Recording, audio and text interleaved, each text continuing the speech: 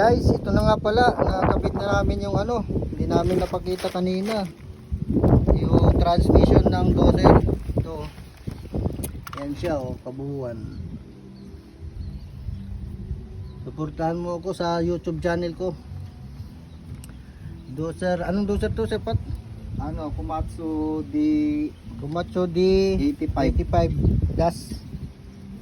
Das 2 ata to, Das 1 luma, yung luma. Das 1 luma na manual.